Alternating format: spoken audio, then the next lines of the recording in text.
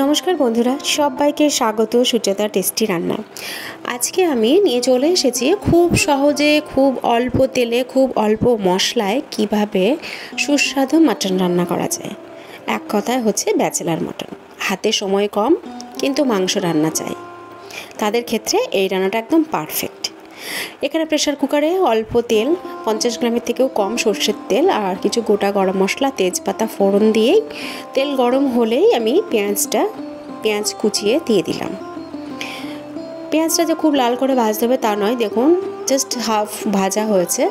এই অবস্থায় 1.5 চামচ মতন রসুন থেতো করে দিয়ে দেবেন। খুব যে ভালো করে ভাজতে হবে তা নয়, এটাও তাই। সেম পদ্ধতি 2-1 নাড়াচাড়া করার পর এখানে দেখুন জিরে আর আদা বাটা 1 চামচ মতন দিয়ে দিলাম আর 1 চামচ মতন কাঁচা লঙ্কা বাটা দিলাম। আপনারা নিজেদের ইচ্ছে মতন ঝাল ব্যবহার করবেন। আচ্ছা, এরপর আমি এখানে 2 টমেটো পেস্ট করে রেখেছি, এই দেখুন এই টমেটো পেস্টটা দিয়ে দেব। যখন মশলাটা খুব ভালো করে কষা হবে তখনই টমেটো পেস্টটা দেবেন। দেখুন মশলাটা প্রায় কষানো হয়ে গেছে। এই অবস্থায় আমি 1/2 চামচ মতন কাশ্মীরি লঙ্কা গুঁড়ো দিলাম। এটা সম্পূর্ণ অপশনাল, আপনারা দিতেও পারেন নাও দিতে পারেন, আমি জাস্ট কালারের জন্য দিলাম। আর 1 চামচ মতন হলুদ গুঁড়ো দিলাম। আর এখানে 1 কিলো খাসির মাংসের জন্য আমি এই ছোটো চামচে 3 চামচ লবণ ব্যবহার করেছি এবং এই লবণটা কিন্তু আমাদের একদম পারফেক্ট হয়েছে।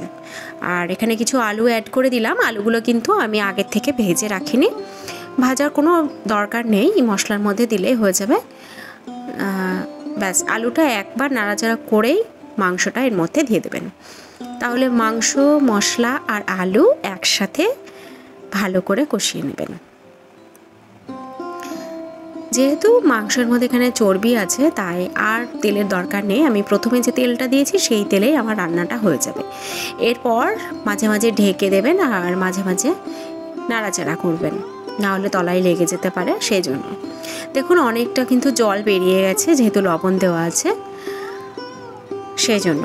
এবার জলটা যখন অর্ধেক শুকিয়ে যাবে তখন যদি আপনার ঘরে অ্যাভেলেবল থাকে দই তাহলে দেবেন, না হলে আর কোনো দরকার নেই। আমার ঘরে ছিল অল্প একটু দই, তাই আমি দিয়ে দিলাম। এরপর আরও ভালো করে দইটা মিশিয়ে নিতে হবে। জলটা কিন্তু অনেকটাই কমে গেছে।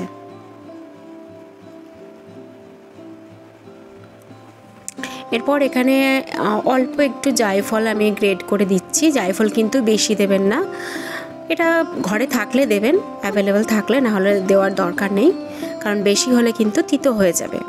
আর অল্প দিলে মাংসের টেস্ট দ্বিগুণ বেড়ে যাবে।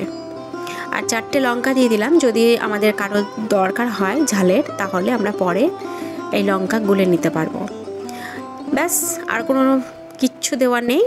জল গরম করে আমি দিয়ে দিলাম যতটা ঝোল দরকার। আমি যেহেতু এখানে পাতলা ঝোল করব তাই একটু বেশি করে জল গরম করে দিয়ে দিলাম। যেহেতু জলটা গরম ছিল তাই দেওয়ার সাথে সাথে ফুটতে শুরু করে দিয়েছে। এবার আমি এটাকে আটকে ব্যাস 3 থেকে 4টে সিটি দেবো, তাহলেই রেডি।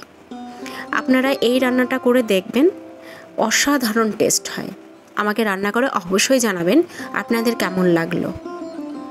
আর যারা নতুন আছেন আমার চ্যানেলে তারা প্লিজ আমার চ্যানেলটিকে সাবস্ক্রাইব করবেন, আমার খুব ভালো লাগবে। আর পুরনো বন্ধুদের অনেক অনেক ধন্যবাদ। আপনারা প্লিজ কমেন্ট করবেন, লাইক করবেন এবং শেয়ার করবেন। আর অবশ্যই আমাকে জানাতে ভুলবেন না যে এই রান্নাটা আপনাদের কেমন লাগলো। দেখুন রোববারে এই পাতলা খাসির মাংসের ঝোল আর ভাত, ব্যাস আর কিচ্ছু চাই না।